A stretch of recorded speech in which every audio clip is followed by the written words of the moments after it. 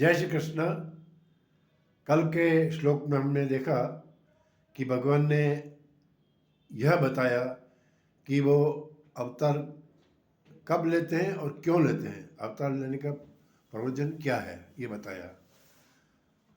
अब इस अगले श्लोक में भगवान अपने जन्म की बात बताई। अर्जुन ने पूछा था कि श्लोक नंबर 4 में, तो भगवान ने बताया कि मेरा और तेरा जन्म कई हो चुके हैं और मैं इन सबको जानता हूँ।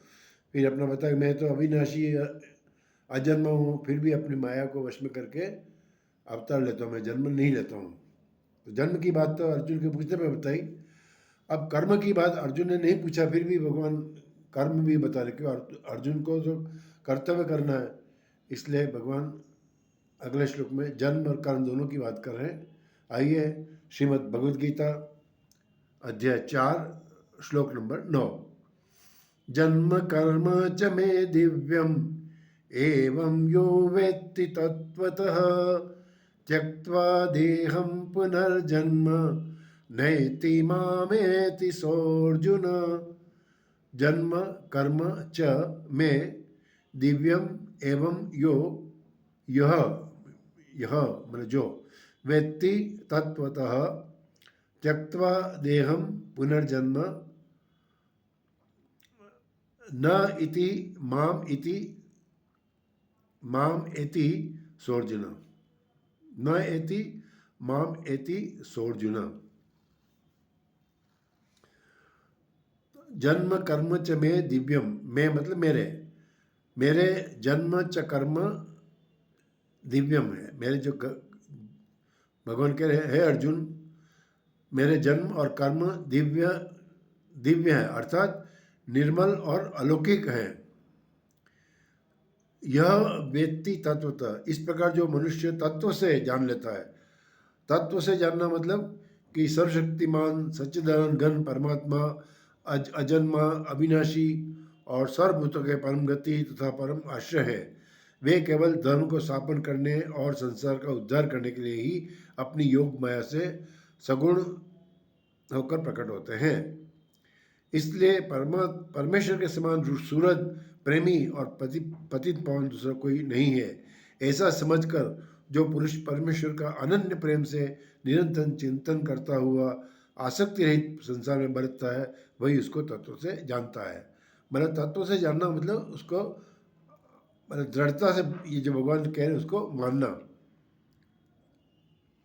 तो जो तत्व से जानता है भगवान को, उसका क्या होता है, तब त्यक्त्वा मतलब देह त्याग कर, शरीर को त्याग करके, त्यक्त्या देहम, शरीर को त्याग करके, पुनर्जन्म न एति, उसको दोबारा पुनर्जन्म नहीं लेना पड़ता है, बल्कि इसको क्या होता है, माम एति सो अर्जुन सह, माम एति सह अर्जुन, बल्कि अर्जुन वह मुझे ही प्राप्त होता है। तो जैसा हमने जाना कि भगवान जन्म नहीं लेते, मृत्यु भी नहीं होती है इनकी, वो तो संसार का उद्धार करने के लिए, धर्म की स्थापना के लिए अवतार लेते हैं। तो अवतार कैसे लेते हैं, आपने सुना होगा रामायण में और श्रीमद् भागवत में कि भगवान श्री राम और कृष्ण ने भी अवतार लिया। तो कहलाता है कि भगवान राम से कौशल्या के पुत्र थे और कृष्ण है वो देवकी के पुत्र थे। लेकिन वास्तव में क्या होता है कि जब इनका जन्म तो हुआ ही नहीं था, जब ये प्रकट हुए ये, तो उन्होंने पहले अपनी माताओं को चतुर्भुज रूप में उनको दर्शन दिए, शंख चक्र गदा त्रिशूल इस कमल, इस तरह से। तो शंख चक्र गदा कमल के इसने चतुर्भुज रूप में उनको दर्शन दिए। तब उनकी माताओं ने कहा कि आप अपने चतुर्भुज दिव्य रूप को छुपा लीजिए और शिशु रूप में जल्दी से ग्रहण कर दीजिए। तब उन्होंने तुरंत शिशु रूप धारण किया। इस तरह से वो अपने माता के गर्भ से पैदा नहीं हुए थे।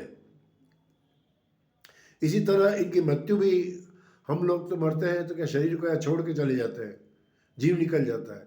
लेकिन भगवान राम ने भी जब कार्य पूरा हो गया तो वो अपने भाइयों के सहित ही वो सरयू नदी में प्रवेश कर गए, मतलब सदैव ही वो अंतर्धान हो गए। इसी तरह कृष्ण भगवान भी कहते हैं कि वो बेलिए ने उसको तीर मारा, वो कंकर मारा, उससे हो गया, ऐसा कुछ नहीं है। वो तो खाली एक निमित्त बताने के लिए हुआ, लेकिन भगवान भी अपना देह छोड़ के नहीं गए। कृष्ण भगवान भी, वो भी सदेह अपने धाम में चले गए थे।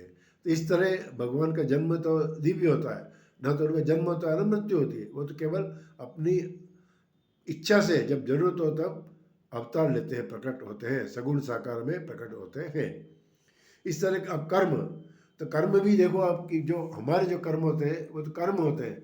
हमारे कर्म क्या सकाम कर्म होते हैं, अपनी कामना से प्रेरित होकर काम करते हैं, स्वार्थ से करते हैं, कर्म में आसक्ति के साथ करते हैं। लेकिन भगवान कहते हैं कि भगवान कहते हैं मुझे तो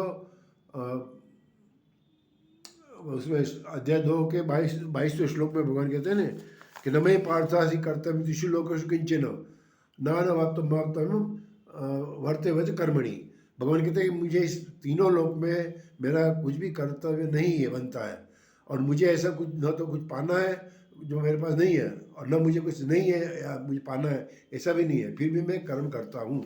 तो भगवान जो कर्म करते हैं वो परित्राण साधुना विनय दुष्कृताम, मतलब दूसरों को उद्धार करने के लिए करते हैं। तो उनका आप देखिए कि कृष्ण भगवान का आप देखो कि वो 8 दिन के इतने छोटे से बच्चे थे, 12 दिन के ऐसे कुछ, और वो पूतना जैसी महान राक्षस का उसका उनका वध कर दिया। इस तरह बालपन में ही उन्होंने शक्टासुर, बकासुर, उनको भी सब मार गिराया था, मार दिया था। और 11 साल की उम्र में ही वो उन्होंने चाणूर और कंस का वध कर दिया था। तो एक ये बालक के बस की बात नहीं है, लेकिन ये लीला थी उनकी। इस तरह उन्होंने अपने एक कनिष्ठ का उंगली पे पूरा गोवर्धन पर्वत उठा लिया था।